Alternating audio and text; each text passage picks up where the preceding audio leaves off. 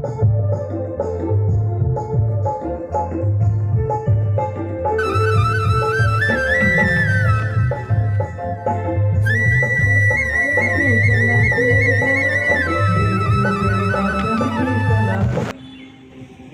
प्रिय भाइयों और बहनों, आज मैं नया नियम का जो 7 चिट्ठी है जिसको कैथोलिक एपिसल्स कहते हैं, इसके बारे में परिचय देने जा रहा हूँ। हम लोग का नया नियम का ज्ञान से हम लोग जानते हैं, नया नियम में 27 पुस्तक है।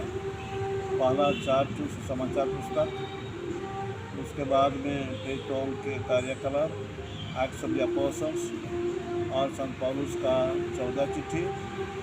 उसके बाद में 7 चिट्ठी है जो प्रेरित लोग लिखे हैं, जैसे पेट्रुस, पीटर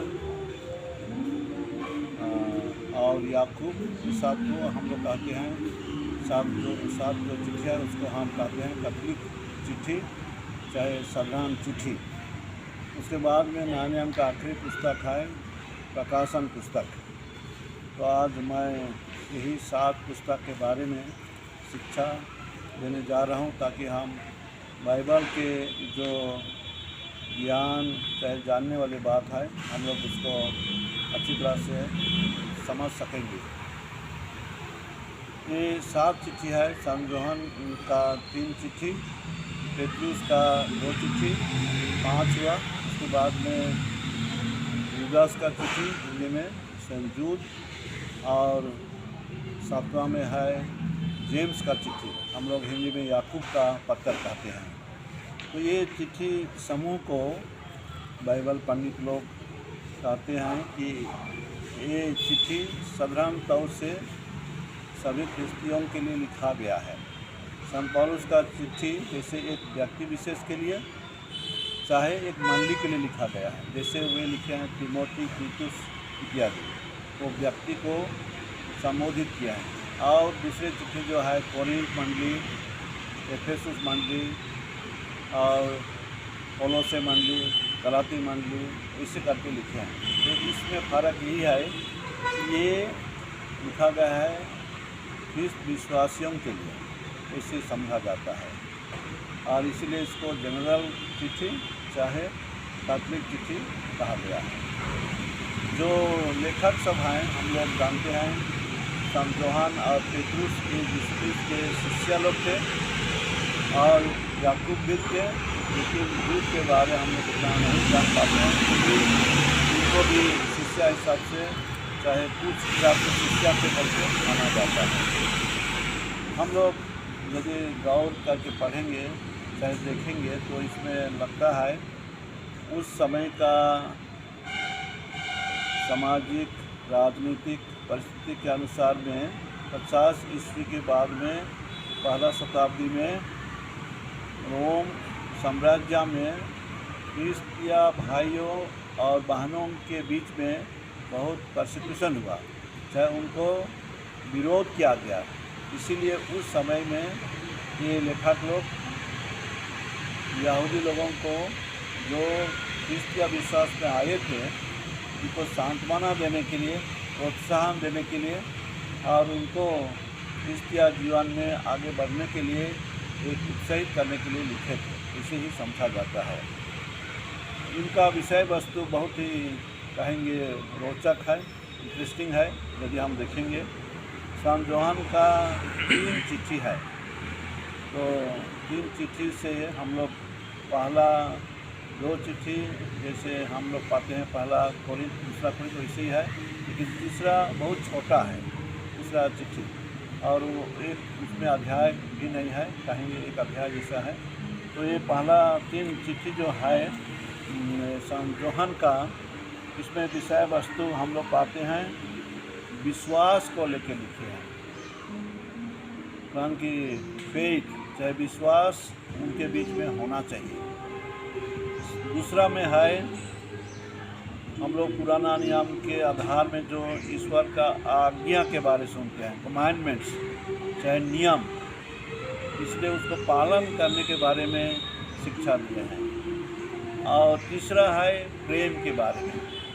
प्रेम के बारे में सान जोहान बहुत ही अच्छा शिक्षा दिए हैं।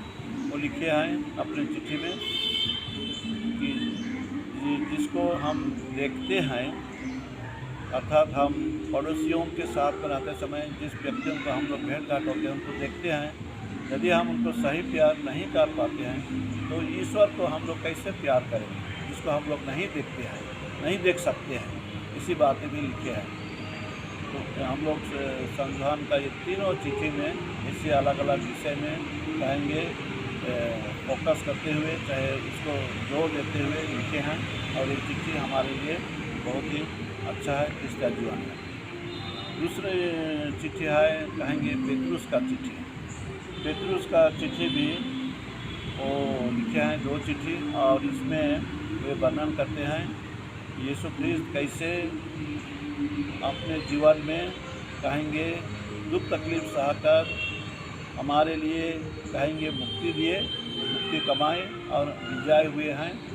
जो कहेंगे परिस्थिति था, जो शैतान को जीत पाए हैं, हम लोग कहते हैं साधारण भाषा में, अर्थात पाप को वे जीत पाए हैं और हमें उद्धार किए हैं।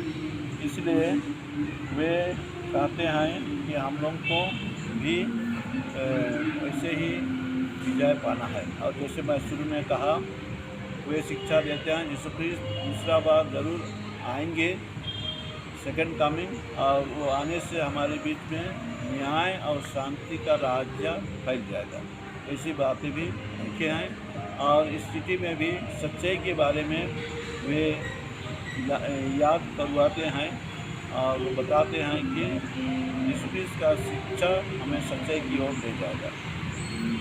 हम आते हैं याकूब का चिट्ठी के बारे में। याकूब का चिट्ठी विश्वास के जीवन को कैसे जीना है उसके बारे में लिखे हैं, और उसको कहेंगे practical guidelines for Christian faith. और वही यही हैं जो लिखे हैं, यदि हमारे मन दिल में विश्वास है लेकिन हम उसको काम में परिणत नहीं करते हैं तो बेकार है। अर्थात विश्वास और जीवन, विश्वास और हमारे जीवन का परिस्थिति को जोड़ने का ज़रूरी है। हम लोग को जोड़ना चाहिए, तब केवल हम लोग चाहे उसका अनुसार हम लोग को चलना चाहिए। इसी बातें लिखे हैं। लेकिन मार्टिन लूथर इस चिट्ठी को उतना ग्रहण नहीं किए। मैं इस बात को आगे भी कहा हूँ। मार्टिन लूथर का सोच था कि विश्वास से केवल हम लोग मुक्ति पाएंगे, इसलिए उनका इस चिट्ठी को वे पूरा ग्रहण नहीं किया और उनको उतना इम्पोर्टेंस नहीं दिए। अभी हम लोग आएंगे जो चिट्ठी है जूद, अंग्रेजी में जूद कहते हैं और हिंदी में जूदस। और इसमें भी ये चिट्ठी में वे लिखे हैं कैसे हम लोग सुसमाचार का जीवन जीने के लिए हम लोगों को संघर्ष करना है और यीशु ख्रिस्त पे विश्वास बने रहना है। ये बातें लिखे हैं। कहा गया है ये दूध का चिट्ठी, पीतर का जो चिट्ठी है, पेतरुस का जो चिट्ठी है, उसके साथ में कुछ विश्वास का बात लेके, सुसमाचार का बात लेके मिलता है। तो ऐसे ही हम लोग मुख्य विषय आज हम लोग जान पाए इस 7 चिट्ठी के बारे में। पहले के जैसा मैं यही कहूँगा कि हमारे क्रिस्टियन जीवन में जो लोग पढ़ सकते हैं, एक पुस्तक को चाहे एक चिट्ठी को शुरू से आखिर तक हम लोग को पढ़ना चाहिए। तब कल हम पुस्तक का मुख्य विषय और विषय वस्तु और सलाह चाहे परामर्श ये सब को हम लोग पकड़ सकेंगे। इसलिए आज जो हम लोग 7 पुस्तक के बारे में सुने, जिसको कैथोलिक एपिसल्स कहा गया है और मैं दोहरा रहा हूँ, इसको जनरल एपिसल्स भी कहा गया है, इसलिए कि कोई निर्दिष्ट व्यक्ति चाहे निर्दिष्ट समुदाय के लिए लिखा नहीं गया है, लेकिन किसी भी विश्वासी भाई बहनों के लिए लागू हो सकता है। इसलिए चिट्ठी का महत्व है और शुरू में मैं नहीं बताया, लेकिन कुछ ऐसा भी है इसका इतिहास। जब इसको अनुमोदन का बात निकला तो शुरू में पहला जॉन और पहला पेट्रुस का चिट्ठी को शामिल किए थे अनुमोदित पुस्तक में, लेकिन बाकी सब नहीं था। लेकिन धीरे धीरे इसका व्यवहार और इसका विषय वस्तु का महत्व देखते हुए इसको शामिल किया गया है इस 7 पुस्तक को। और हम लोग इस पुस्तक को नया नियम का भाग में पाते हैं, जो क्रिस्तीय भाई बहनों के लिए ये कहेंगे शिक्षा और प्रोत्साहन देने की बात है। ये पुस्तक सब पौलुस का चिट्ठी से थोड़ा सहज है। पौलुस का चिट्ठी का विषय वस्तु और इसका लिखने का तरीका थोड़ा कठिन है, लेकिन ये चिट्ठी सब सहज है। कोई भी मान ध्यान दे के पढ़ेंगे, समय देकर इसको पढ़ेंगे तो हम लोग समझ सकते हैं। इसमें प्रिय भाइयों और बहनों, हम लोगों का उद्देश्य है कि बाइबल का ज्ञान में बढ़ते जाना। कारण कि आज हम लोग कहेंगे संत जेरोम का पर्व मनाते हैं, ये सितंबर 30 तारीख, और सितंबर 30 तारीख जेरोम का पर्व दिन में भी संत जेरोम का कहना है, ignorance of scripture is ignorance of Christ. अर्थात यदि हम ख्रिस्त के बारे जानकारी लेना चाहते हैं तो हम लोग को शास्त्र चाहे हम लोग को धर्म पुस्तक पढ़ना ज़रूरी है। इसलिए एक पुस्तक जो है छोटा है, हम लोग कुछ समय देकर इसको पढ़ सकते हैं और हमारे लिए ये ज़रूर मदद देगी। इसलिए आज हम लोग कुछ परिचय के तौर में सुने, चाहे इसका कहेंगे कुछ ऐसा बैकग्राउंड, चाहे कुछ ऐसा विषय सुने जो हम लोग को इस पुस्तकों को पढ़ने के लिए मदद करेगा। तो आज आप लोग इस विषय वस्तु लेकर जनरल लेटर्स चाहे कैथोलिक एपिसोड्स के बारे सुने। मैं आशा करता हूँ आप लोग ज़रूर इससे कुछ फ़ायदा उठा सकेंगे क्रिस्तीय जीवन के लिए, और प्रभु का वचन में गहराई से जानने के लिए, गहराई से मनन चिंतन करने के लिए ज़रूर मदद करेगी। इसलिए आप लोगों को मैं इस वीडियो को देखने के लिए, सुनने के लिए धन्यवाद देता हूँ।